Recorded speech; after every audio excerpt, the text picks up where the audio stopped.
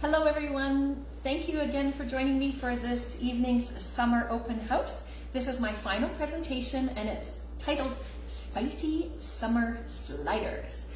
Again, my name is Janice Yam and I'm an Epicure Consultant or Epicure Ambassador here in Edmonton, Alberta. I have been sharing the good food, real fast ideas for over 17 years with my friends and family, and I absolutely love it. My husband is here as well, supporting me in my business, and he is here because I can't see comments when people pop on. I would love it if you'd say hi. Kim's the first one to say hi. Hi, Kimberly. Say hi if you have any questions as you go on, if you have any tips for me, or for any ideas of what you might do with some of the products I'm showing. I would love to hear them. If you're new to Epicure, welcome to the tastiest world ever. But first and foremost, you just gave up one of your nights on, or maybe you're coming back for the replay, but for those of you who've given me a couple hours on the Canada Day long weekend, I just want to say from the bottom of my heart, the biggest thank you for encouraging me, for supporting me, for inspiring me with your ideas. I get to read them all after, and your tips that people give me, that just means the world to me. So thank you for spending the night with me. This one is the last product I'm going to show you is our Nashville hot chicken sandwich. This one is rated spicy, so I will be able to tell you based on my husband. I actually like spicy stuff. He doesn't as much, so we'll see how he rates this. We just had the vegetarian taco on that smash burger taco, and it's got kind of the sweetness of the sweet potato is quite lovely, and then it's got kind of that smoky heat behind it. This is going to be a little firier. I don't know if that's even a word, but it's your better than takeout version of the hot chicken sandwiches that you can get that are usually fried. So this is going to be baked. You can do it, again, you can do it if you have an air fryer, you can do it in that with just that little bit of oil. I again want to just make something accessible and show you how I can do it, and I'm traveling and I'm just doing it here in their oven. So we can make this sandwich together. Gluten-free. So what this is going to do is put this nice crunch on the outside of your chicken, and it is gluten-free, just like all of Epicure's products. It uses rice breading is what they call, a rice breader is what it's called. So it's using rice, so if that works for you, this is a gluten-free product for you. And we're going to make it up really quick. So how do we do it? I'm going to follow it based on this. I'm just going to make it a little bit more like you could make smaller sandwiches. I did it more with fillets. You can do it with fillets, you could do it with ground chicken, you could do it with whatever. You can make meatballs. One of the recipes online is making meatballs with this because the breading in this would actually bind the meatballs. So you don't even have to use chicken breasts if you want to use ground chicken. I tend to stay away from it because it gets a bit messy and on my fingers, as you saw in one of my live videos a while ago. So we're going to take 1 egg. Who likes spicy? I guess I should ask that. Any spicy lovers out there? I would love to know if you're excited about a Nashville hot chicken sandwich. So they say just whisk an egg. So I'm going to whisk this egg. So again, if you're, obviously you wouldn't be using chicken if you're vegan. So I won't even bother. So we have egg, but you could use anything. I've used yogurt before when I breaded some things, which has worked okay. And I have already pre-cut my chicken because I didn't want it all over my fingers. And they basically just say toss it in the egg so that they're coated. That's super easy. Put this in the... So that's how easy it is. Just raw meat and raw eggs. So has anybody ever been to Nashville and had the Nashville? I presume it's actually based on something made in Nashville, but I'm excited. So we're just coating this. It seems like a lot of egg, but it's because I'm not making up as much chicken. So normally you would make it with a lot more chicken, and the only reason why I'm not is because we have all of these dishes tonight that we're going to be eating. So, and then we're going to just snip this open.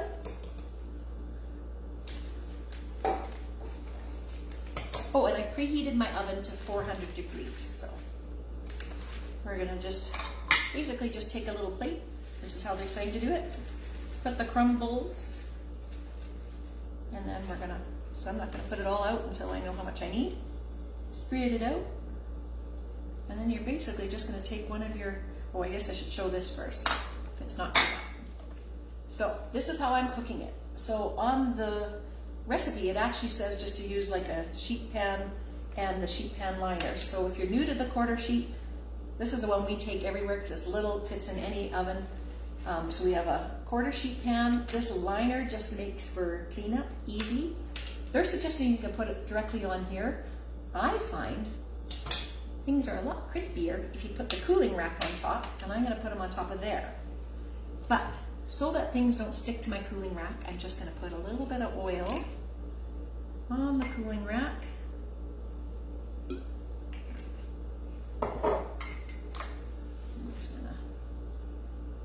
Just put a little bit on here, just so it doesn't stick. And I know you probably can't even see that, but all I'm doing is just going over this really just with a little bit of oil to make it easy so nothing sticks. I will mention, if you get one of our pans, you don't let it sit in water or it'll tarnish. You just do a quick wipe. That's the beauty of the liner, is often you just wipe it down. That's all you have to do. So I have got this. Okay. So I'm trying to think of some other things that you could do with this. And I think anything you bread. So we have our crispy crunchy coating. So that's a neutral based coating. This one's got some spice in it. But I know that that was really good on like zucchini or even like cauliflower. Oh, like a spicy cauliflower bites would be really nice. So I'm just using the grip and grab. Sharon suggested using yogurt to coat. Yeah, and that's what I've used before too. That's a really great tip. And then I'm just gonna lay them out on here. What kinds of things do you like to coat, Sharon? I'd love to know what you, is it just chicken that you're coating, or are you coating veggies?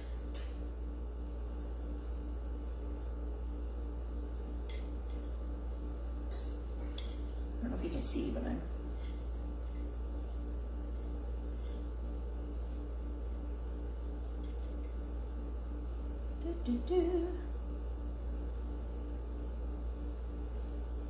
But it sort of this feels very similar to our crispy crunchy coatings. That sort of,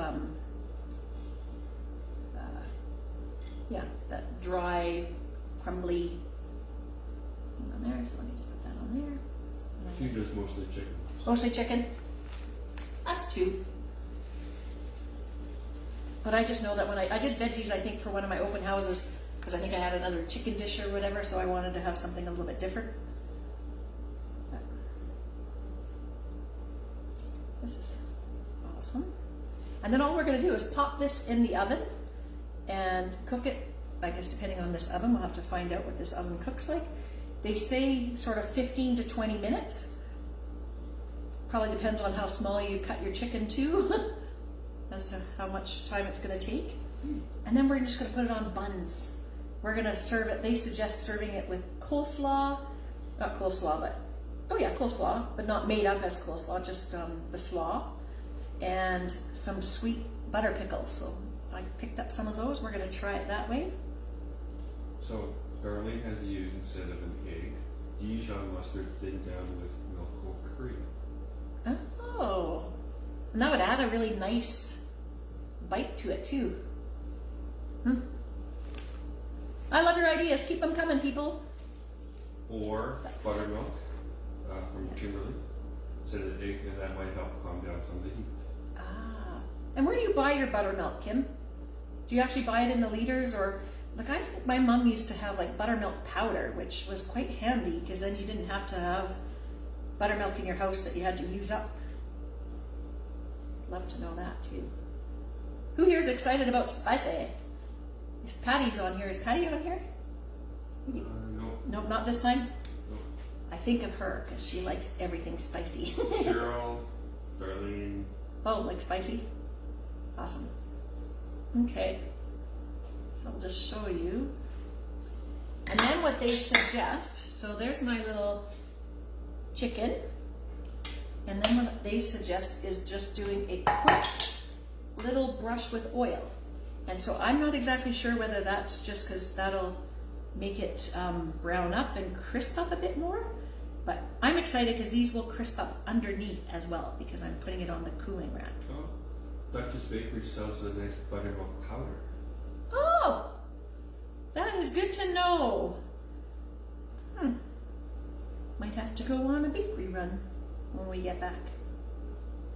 So we're just making up. Here's our, we're gonna pop those in the oven. So I think this could be on anything, but I really think it's kind of best suited for this kind of stuff. The recipe online is meatball sandwiches too. Oh.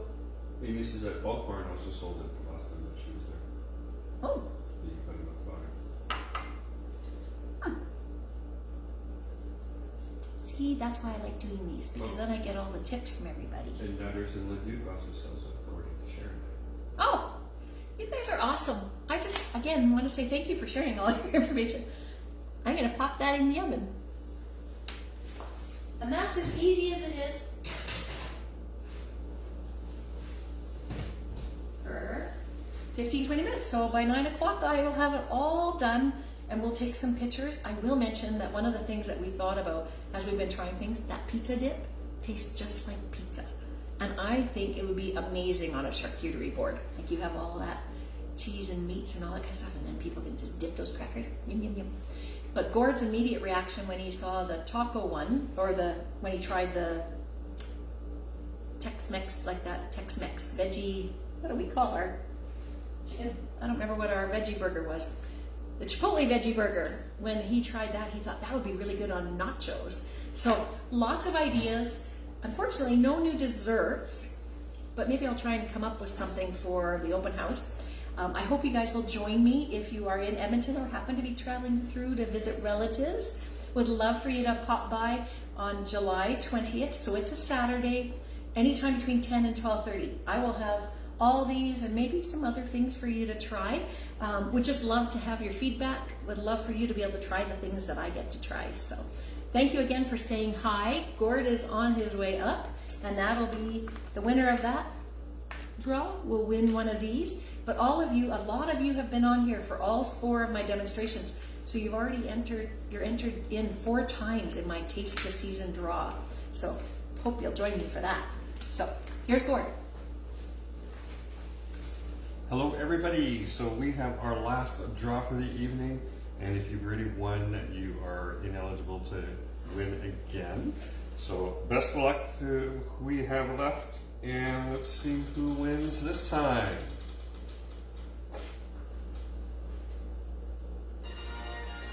Amy. Amy!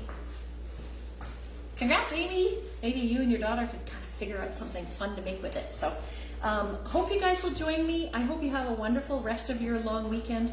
Again, thank you for spending like 2 hours. I know it's a bit of a long haul. I kind of come back and forth because I'm frantically in between setting up for the next one.